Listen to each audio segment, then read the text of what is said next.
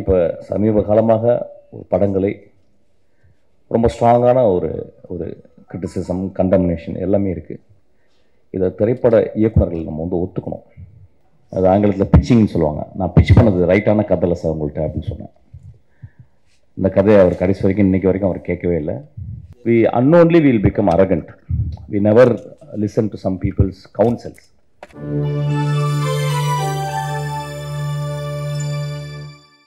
நான் எப்பயுமே லாஸ்ட்டில் தான் சார் பேசுவேன், ஃபஸ்ட்டே கூட்டம் நல்லது. ஆக்சுவலாக காலை வணக்கம். ஒரு ரொம்ப வருஷத்துக்கு முந்தைய, ஒரு 12 வருஷத்துக்கு முந்தைய, 10 வருஷம் இருக்குன்னு நினைக்கிறேன், நான் வந்து ஒரு கதையை போய் நான் வந்து தானு சார்ட்ட சொன்னேன். சொன்ன உடனே தானு சாருக்கு வந்து அந்த கதை பிடிக்கல. தம்பி இந்த கதை என்னால் பண்ண முடியாது அப்படின்னாரு. அந்த படம் தான் நந்தலலா. ஒரு 10 வருஷத்துக்கு அப்புறம் தானு சார் திரும்பி மீட் பண்ணி பேசும்போது நம்ம ஒரு படம் பண்ணலாம் தம்பி அப்படின்னாரு. அப்போ நான் கதையை சொல்லலை அவருக்கு. ஆக்சுவலாக இல்லை சார், நான் வந்து 10 வருஷத்துக்கு முந்தைய ஒரு கதை சொன்னேன், அந்த கதை உங்களுக்கு ஏன் பிடிக்கலன்னு எனக்கு தெரியும். ஏன்னா 10 வருஷத்தில் நான் புரிஞ்சுக்கிட்ட ஒரு விஷயம் வந்து யார்கிட்ட போய் என்ன மாதிரி கதை சொல்லணுன்றதை புரிஞ்சுக்கிட்டேன். அது ஒரு சின்ன எவல்யூஷன். அது ஆங்கிலத்தில் பிச்சிங்னு சொல்லுவாங்க. நான் பிச் பண்ணது ரைட்டான கதை இல்லை சார் உங்கள்கிட்ட அப்படின்னு சொன்னேன். இந்த கதையை அவர் கடைசி வரைக்கும் இன்றைக்கி வரைக்கும் அவர் கேட்கவே இல்லை. விஜய் சேதுபதி மட்டும்தான் சொன்னேன். நான் எப்பொழுதுமே தானு சாரை வந்து நான் உயரமாகவே பார்த்து கொண்டிருக்கிறேன். நான் சினிமா சேர்றதுக்கு முந்தி அவருடைய படங்களுடைய போஸ்டர், அவர் எப்பயுமே ஒரு தமிழ் சினிமாவின் ஒரு மிக மிக ஒரு ஒரு ஈஸ்தட்டிக் சென்சிபிளோடு இருக்கிற ஒரு ப்ரொடியூசர். ஒரு நாளைக்கு 2 தடவை என்னுடைய ஆஃபீஸ்க்கு வருவார்.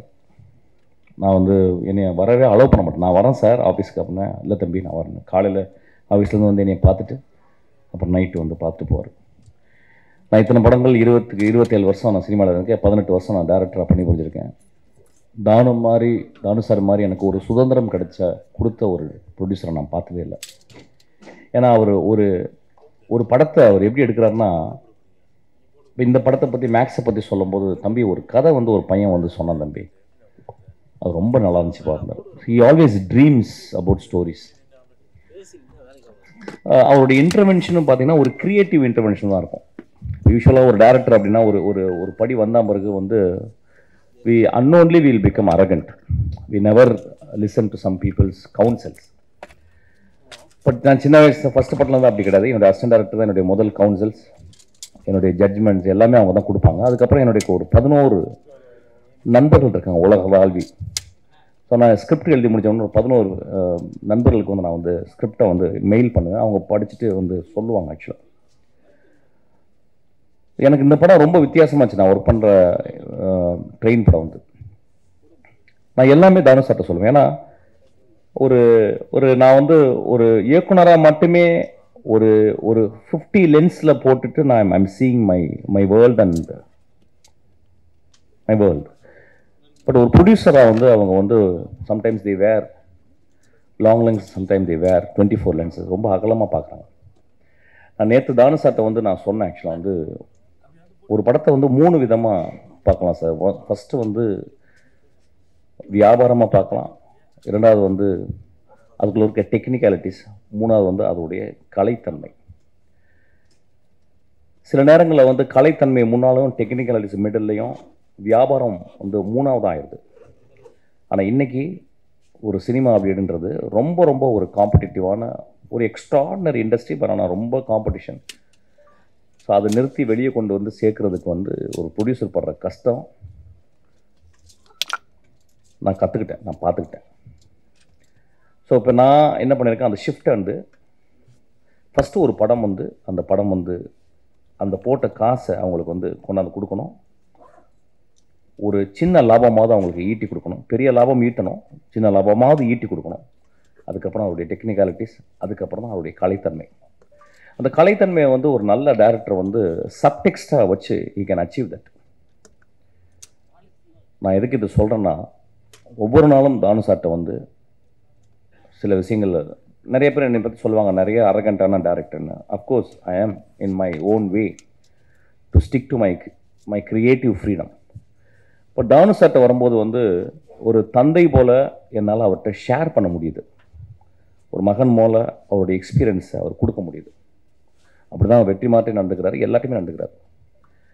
முதல் ஷோ காலையில் ரிலீஸ் ஆகுது இந்த நேரத்து வெற்றிமாறனுக்கு. முதல் தடவை காலையில் ஷோ பார்த்துட்டு போயிட்டு அவர் போய் ஒரு பொக்கே கொடுத்தார். So he always follows. இந்த மாதிரி ஒரு சுறுசுறுப்பாக நானும் சாருக்கு என்ன வயசுன்னு எனக்கு தெரியல, ஐ திங்க் 22 வயசுன்னு நினைக்கிறேன். ஆக்சுவலாக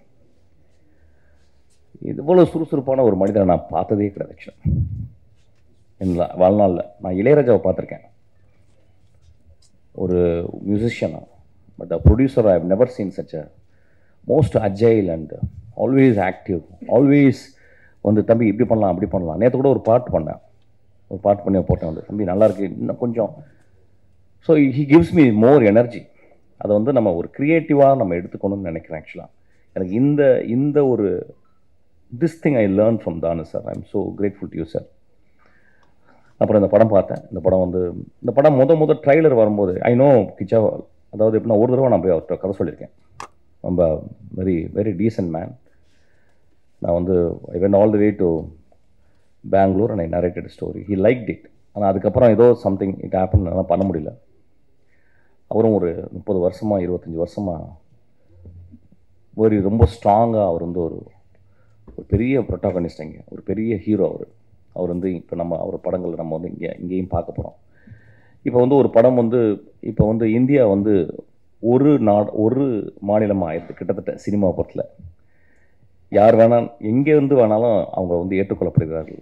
அப்படி தான் இருக்கணும். ஆக்சுவலி இப்போ வந்து ஒரு ஹீரோ எங்கள் ஏரியா ஹீரோ அப்படிலாம் கிடையாது. இப்போ வந்து இது வந்து ஒரு கலையாக மட்டுமே சினிமா பார்க்கப்படுகிறது. ஸோ இந்த படம் ரொம்ப நல்ல கமர்ஷியலாக இருந்துச்சு. எனக்கு அந்த இயக்குனருக்கு வந்து நான் வாழ்த்துக்களை சொல்கிறேன். There are many kinds of film. Fassbinder எடுக்கிறது ஒரு ஃபிலிம், பெல்லாட்டர் எடுக்கிற ஒரு ஃபிலிம், குரசவா ஒரு ஃபிலிம் எடுக்கிறாரு, பிரசான் ஒரு ஃபிலிம் எடுக்கிறாரு, பொலான்ஸ்கி ஒரு ஃபிலிம் எடுக்கிறாரு, நோலன் ஒரு டிஃப்ரெண்ட் கைண்ட் ஆஃப் எடுக்கிறாரு. நிறைய ஃபிலிம் மேக்கர்ஸ் இங்கே நம்ம இந்தியாவை பார்த்தோம்னா ஷியாம் பெனகல்லேருந்து ஆரம்பிச்சுன்னா வெற்றிமாறன்லேருந்து இன்றைக்கி ராம்லேருந்து தியாகராஜன், குமார் ராஜா, இன்றைக்கி மிகப்பெரிய வெற்றி படங்களை கொடுத்த டேரக்டர்ஸ் எல்லாமே. இதுதான் ரைட் ஃபிலிம் அப்படின்றது கிடையாது. ஃபிலிம் அப்படின்றது வந்து நிறைய ஜானரில் இருக்கணும், நிறைய சுவைகளை கொண்டதாக இருக்கணும். ஒரு சாப்பாடு எடுத்துக்கிட்டோம்னா வந்து நம்ம we are not just merely surviving to eat ஒரு ஃபுட்டு. அது ரொம்ப டேஸ்ட்டாக இருக்கணும். அதனால தான் வந்து இயற்கையை நம்மளுக்கு டேஸ்ட் பட்டை வந்து நம்மளுக்கு கொடுத்துருக்கு. எக்ஸ்ட்ராடனரி எவல்யூஷனில் நம்மளுக்கு வந்து our tongue has been gifted by the extraordinary taste buds.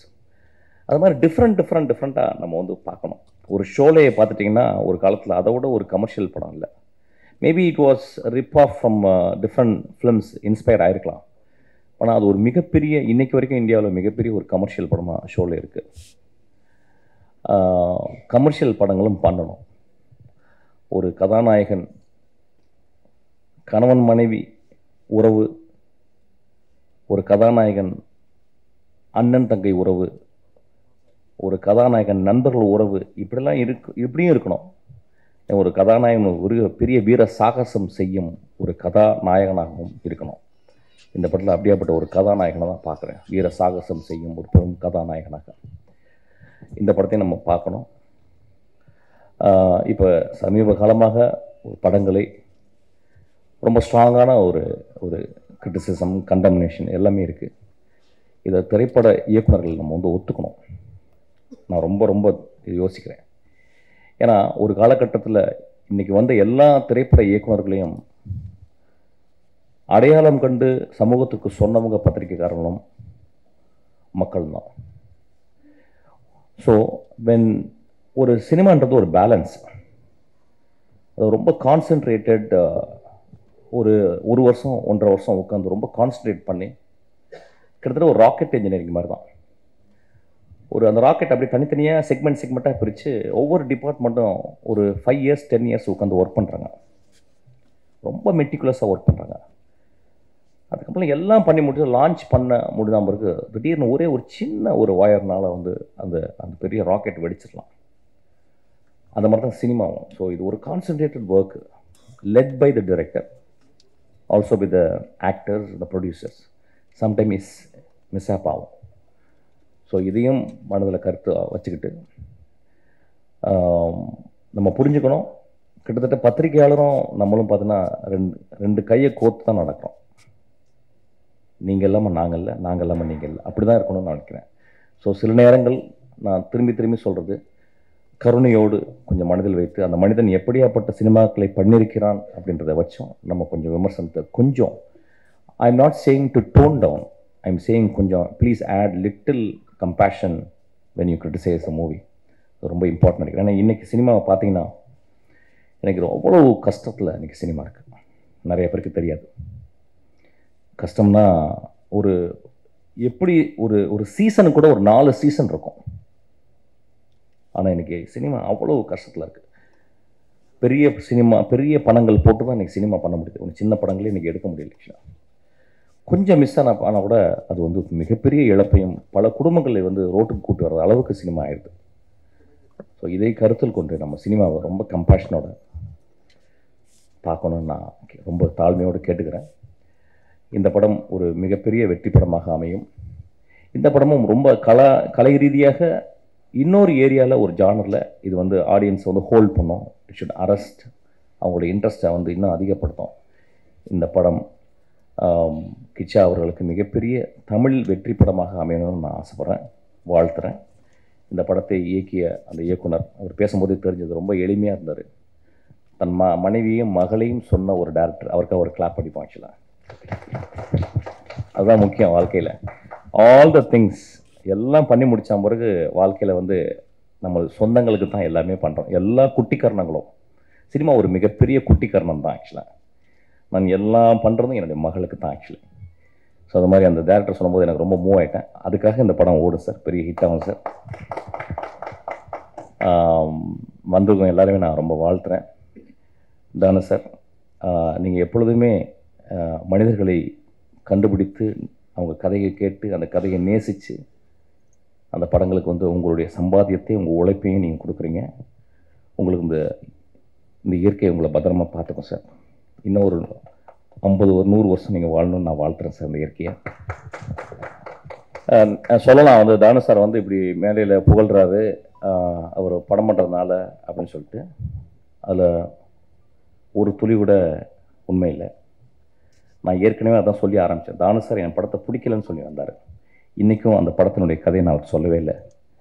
ஏதோ என்னுடைய படங்கள் வந்த விதங்களை பார்த்து எனக்கு ரொம்ப நேசித்து அவர் இந்த படத்தை கொடுத்துருக்காரு. இந்த படமும் நான் I don't say it's a great film, it's a very humble film, very form wise நான் நிறையா விஷயங்கள் ட்ரை பண்ணியிருக்கேன்.